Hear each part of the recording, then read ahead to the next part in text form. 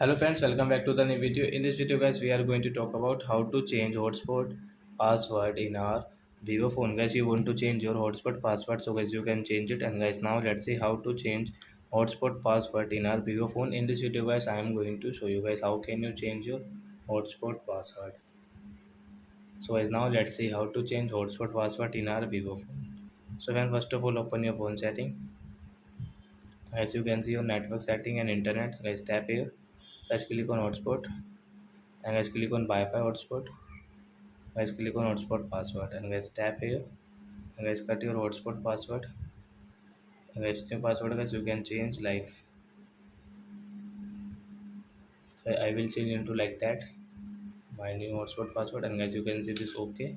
So guys press on okay and guys let's see.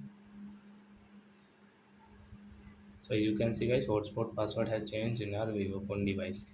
So I hope friends you have understood how to change hotspot password in Vivo phone.